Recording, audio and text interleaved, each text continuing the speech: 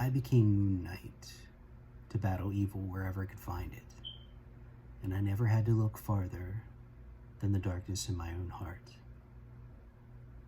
I am Moon Knight. Welcome back, my friends, to the Dime Store Cinema, where we talk movies and culture. I'm joined once again with my faithful companion, Elijah Craig.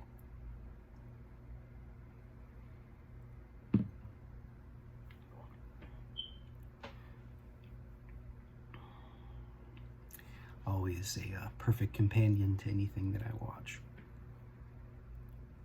Today, I'd like to talk a little bit about the 6-episode limited series Moon Knight. I don't want to say that I had high expectations for the show, because I didn't really have high expectations.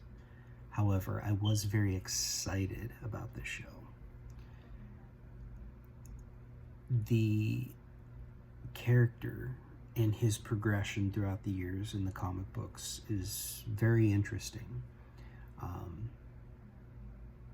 I know I'm not a huge comic book guy, but when it comes to comic books and the stories that are within them, Batman and Moon Knight are the two that I kind of have followed the most. And I was really hoping with this character, although not putting much stock in Disney because of their inability to do anything interesting, I was, in my mind, I was thinking that with how strange and unusual this character is, that by the mere act of making a show about him, that it would add to the show being more than just the experience we've had with the other Disney series that they've made on Marvel characters. Things like WandaVision, Loki, Hawkeye, which I've done a review of WandaVision, and I didn't even finish Hawkeye. They're shows that are made for people that are very much invested in those characters, and if you're not invested in those characters, then there's very little point in watching them, and you won't get much joy out of them. So take that as you will. If you're a big Marvel fan, or I should amend that, if you're a big Marvel movie fan and you're very invested in the characters, then every one of the shows they released, I'm sure you'll find tolerable.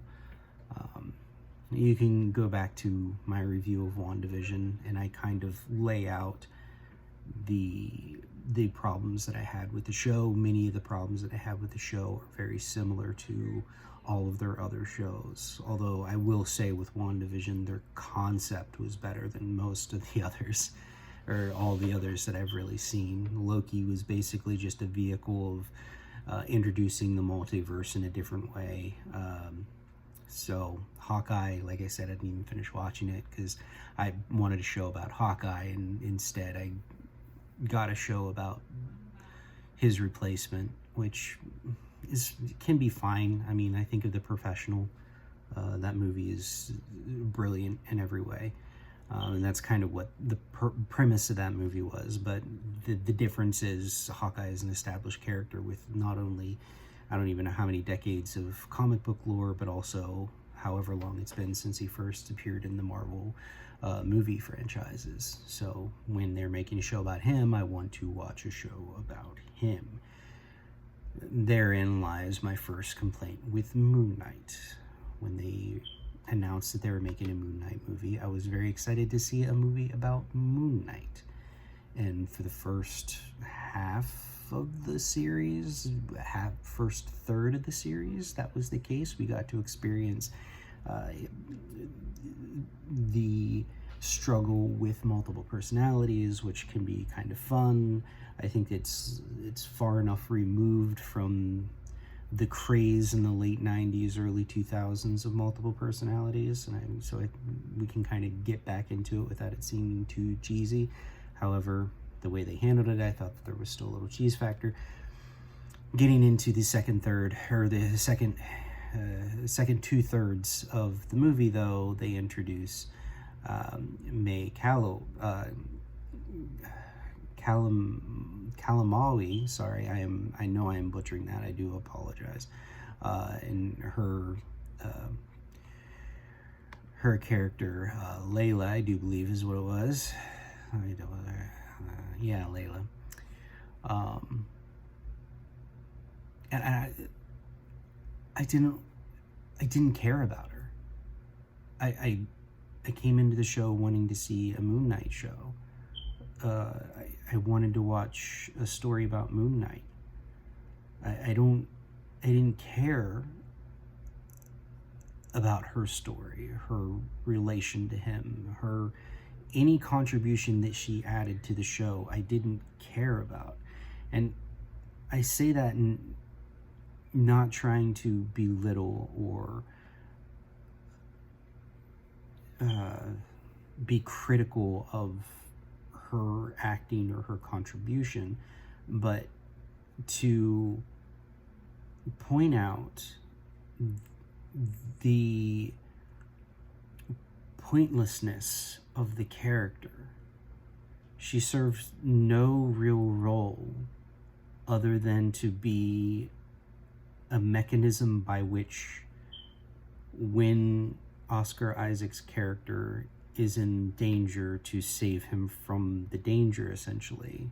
And that is true in both this psychological and mortal physical danger aspect, except for when it didn't serve the writers and he ends up being killed briefly. So the whole purpose of her character, there's no, I take that back, there's no purpose to her character. It made the story less interesting. And I'm going to be spoiling this. You should know from my reviews, I spoil everything.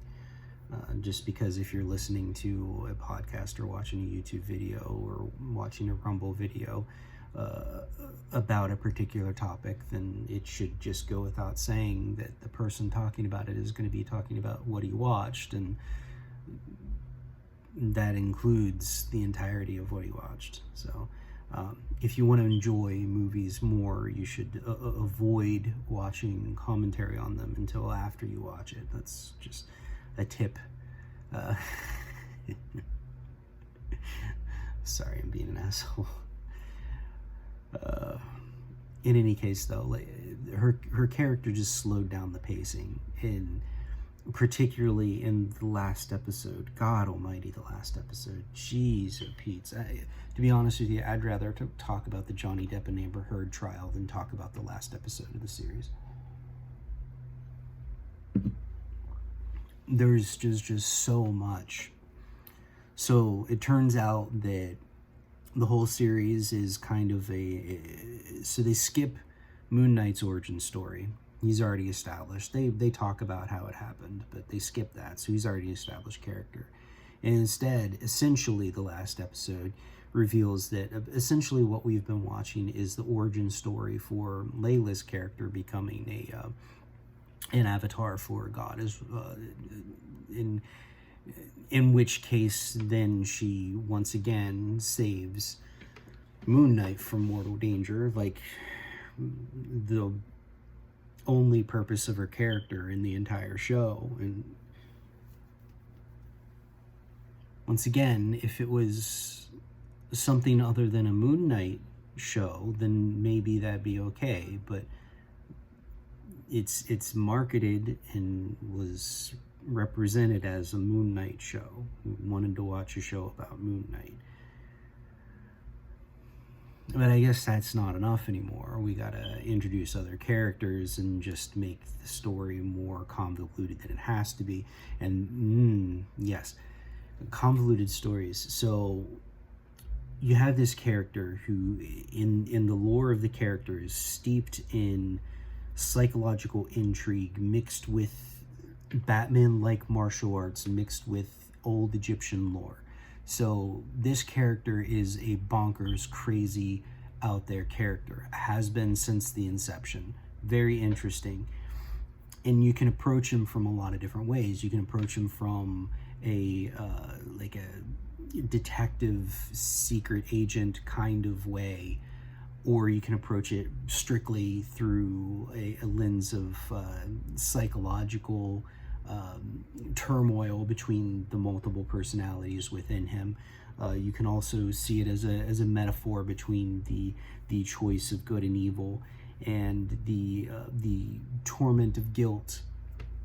You can approach this from so many different ways, and the way they chose to present it was just a vehicle by which they could, in the final act of the movie, show big purple lasers in the sky like everything else, and giant kaiju fighting in the desert of Egypt. It's so uninteresting to see that. I don't care about that. I think you'd be hard pressed to find many people who are interested in that anymore. Suicide Squad, the first one that they made, killed that for everyone, and it's been a joke ever since. But it's that same thing. It's become a meme. The laser in the sky. It's basically what they gave us again. Not quite as bad, but we're basically back there again. When this character lends itself so much more to being singularly focused on Moon Knight and his inner turmoil, that's what's interesting. Is with Batman, and a lot of people compare Moon Knight to Batman. With Batman, he's singularly focused at being justice. He's singularly focused on that. There's no inner turmoil in him anymore. He's completely given himself over to being the Batman. Bruce Wayne is his disguise. He is Batman. There's no turmoil there. So with Moon Knight, we're taking a similar character, at least in action, but seeing him through the lens of someone who is deeply, deeply troubled. And that's what's interesting about the character, is the inner turmoil, the conflict within himself, the conflict with exacting justice, the conflict of knowing whether or not he is actually crazy or he is actually acting on behalf of the gods. This conflict is what makes him interesting. The conflict they choose to display in the show is him discovering that there are multiple personalities, which is fun for the first 2 episodes. I admit it. The action scenes are great because they don't actually show the action. It's very clever. It's very interesting, and it starts introducing us to the fractured nature of the character. But then it just spins out of control and turns into, instead of there being internal conflict, it's internal bickering. Like the 2 sides of him are 9-year-old siblings fighting over a toy. Oh, it's my turn to control the body. No, it's my turn to. It's like they're fighting over a G.I. Joe, and it's not interesting at that point. You can have that intrigue, and you can have the turmoil, but have them act like the turmoil of an adult instead of a child. That would be nice. And then, of course, as I said, introducing Layla to be kind of a foil between the 2 of them, and then turning into the sole person who saves their lives on, oh gosh, is it 4 occasions, 5 occasions? I'd have to go back and count. Which then completely,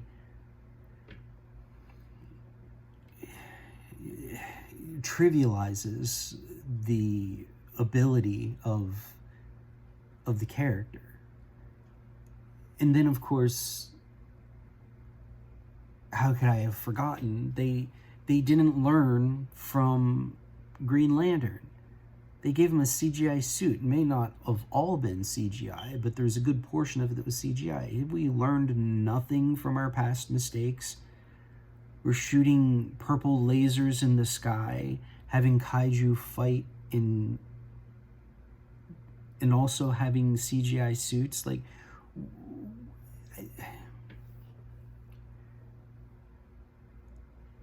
how many times do we have to repeat ourselves with just awful results before there? I guess it doesn't matter, because well, I know the Green Lantern didn't make money, so they should have learned for that one. You don't do a freaking CGI suit. Don't do it. It looks ridiculous. And it just takes you out of the action. All of the action out of the suit was so much better than all of the action in the suit. It should never be that way. That's when you know that you failed at making a superhero movie. Or show, in this case. I just so disappointed, and I wasn't disappointed until that last episode. The rest of the show, it had its highs and lows. It looked like they were going to explore more of the inner turmoil. It looked like they were going to explore more of the conflict. It was nice to see them, the two character elements, kind of learn to live with one another. That was kind of fun, although it did produce probably the most cringeworthy line of any Marvel anything ever, when Mark finds Steven when they're trying to be resurrected back to life after being shot. Mark says to Steven, "You are," something along that, "you are my greatest superpower." And it's, oh God, it's like, no, you are my psychosis. You're not a superpower. You're a psychosis. You created the split personality to escape the abuse of your mother. That's not a superpower.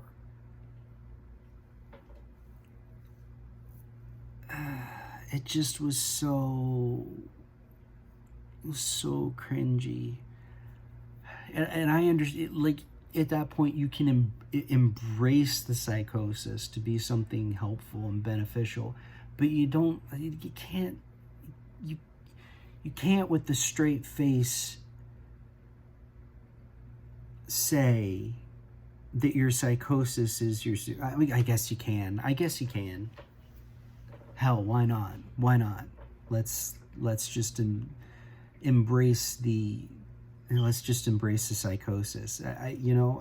And it was, of course it's the personality that is not particularly interested in fighting, and of course is the smart one, is the sensitive one, also the one that is incompetent and is unable to take control of his life. Let's celebrate that one. Let's not look at the accomplishments of the one who has been a very successful mercenary, or the one that actually is in control for the vast majority of their time as Moon Knight, being an actual superhero. Yeah, let's give all of that up. Let's give all of that up and say that the fracturing of your the fracturing of your psyche with no personal skills and an inability to manage their life. Let's give them the credit of being a superhero, a superpower. It's just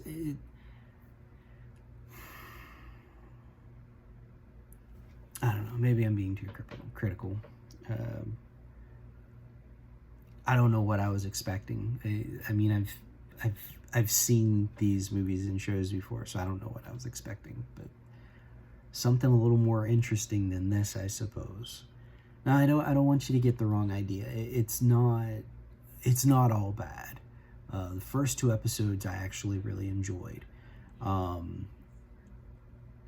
In the middle, there were parts that I enjoyed.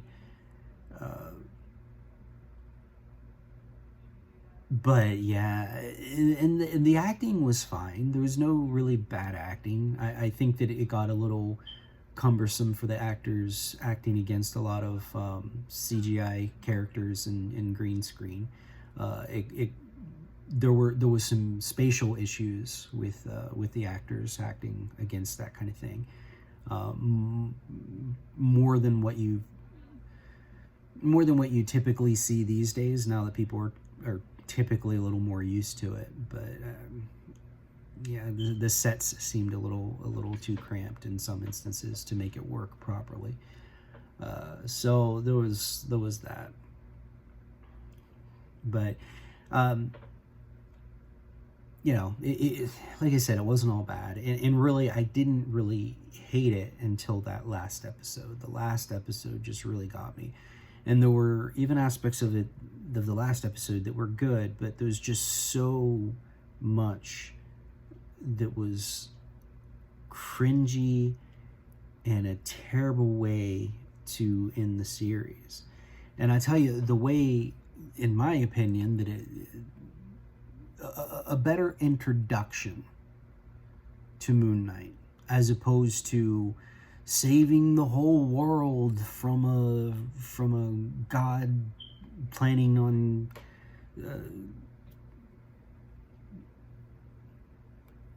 killing criminals before they become criminals, being a pre-crime agent, essentially. A better first introduction to the character is introduced in the very last scene of the show, the post-credit or the mid-credit scene, in which we find out that there's a third personality, and the third personality is quite okay with just flat out killing people. The better show would have been the 2 good personalities fighting against the third personality. That would have been the better show.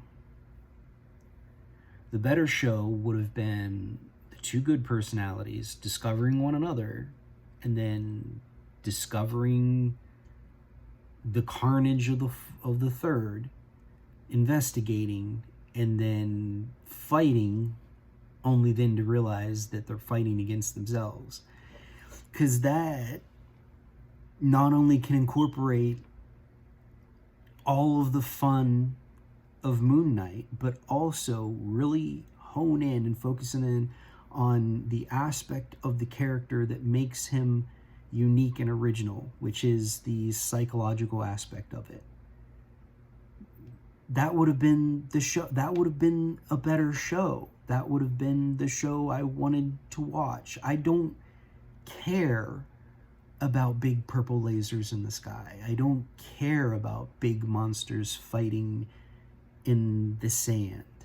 None of that is interesting. We've seen it 1,000 times and done better over the past 10 years. We don't need that anymore. We don't need the spectacle from Marvel. Marvel now needs to focus on being more interesting.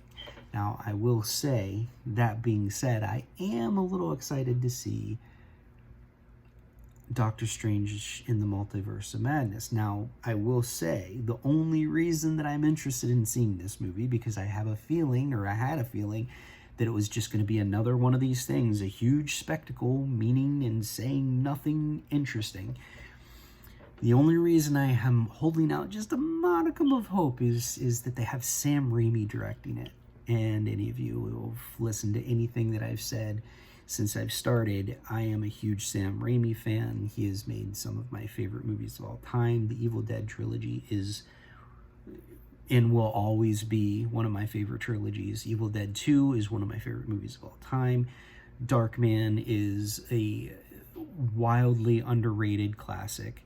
So I really like Sam Raimi. What he did with the original Spider-Man movies was far and away better than most of what we've seen in the superhero universes that they've created. So I am actually interested in seeing this, and so we'll see if it just turns into a huge spectacle meaning nothing. But takeaway is, particularly with these shows, we want to see these shows that have multiple episodes and the ability to draw out characters. We want to see them because we want it to be a more intimate look at the characters, more so than the movies. The movies are the big spectacle. That's why you go to the theater to see them. You pay extra money to go and see it in the big screen. It's a big spectacle. And I have feelings about that too, but I understand that concept. But when it comes to the shows, the idea should be for a much more intimate, close look at the characters themselves. That's, I think, why people get excited about the shows. They want to learn more about these characters on an individual basis, and why so many people have been so disillusioned with what we've been given, because we haven't been given that. We've instead just created a more spectacle and drawn out stories that could easily have been in a movie, a 2-hour movie. So they had it. They even had the concept, but they didn't introduce it until the last scene of the last episode in the series. And it's like, you had it right there. It was right there. And instead you went with the spectacle instead. You don't do that on the shows. No one cares about the spectacle in the shows. They want the characters. The only reason people wanted to see this is because it was about Moon Knight. And I guess there are some people, because it's a Marvel character and they're not interested in the character. But for the most part, those people who are interested in Moon Knight, they wanted to see a character study of Moon Knight. And you had the concept. You just introduced it at the end instead of actually making it the series. And instead you told a story that was boring and no one cared about. It's just over and over again. It's just constantly, this is what we get. But I mean, once again, it wasn't all bad. I think I'm more annoyed with this one just because I was actually looking forward to seeing it, because Moon Knight is actually an interesting character, not just a standard superhero. There's just so much opportunity with Moon Knight to kind of approach it in interesting ways, because there are a lot of different ways you can approach Moon Knight, because he's a complex, flawed, weird character. I get flashes of things that they can do, like concepts like 12 Monkeys, even dealing with how other people would treat him, essentially. So I'm an avatar for an Egyptian god, and just how this person is either crazy or they're a deity, or they're a deity, and it's just the innumerable ways that you can present that in an interesting and effective way. And instead they chose purple lasers in the sky. I don't know. If you like Marvel and what they've been doing with the shows, then you'll like it. It's whatever. But if you're actually interested in storytelling, like I am, and I think a lot of people are, not cornering the market in that. I know a lot of people are interested in stories. And I think you'll find this a little disappointing in the execution. So that's pretty much all I have to say about that. But yeah, how about that Johnny Depp and Amber Heard case? Probably would have had more fun talking about it. It's been more fun to watch, let me tell you. I've been following on Arcata Law and Legal Bites. I've been kind of going back and forth between them two, and it's a wild ride, let me tell you, if you get the opportunity to look at some of it. And I'm not even one who likes celebrity gossip. I'm not. I don't think that celebrities' lives are any of our business. They're humans too. They need their privacy. But this case is wild, and I watch a lot of cases.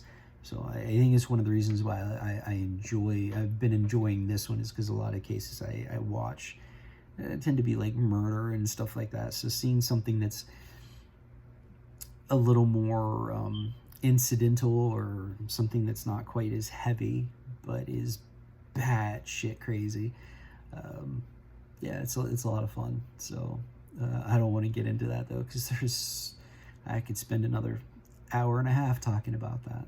But yeah, if you want to see just the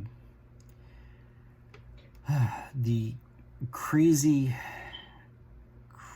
life of celebrity, and what can come of being entitled, then I would suggest kind of going back and watching some of Rekieta Law's or Legal Bites analysis and view of the trial. It's been interesting.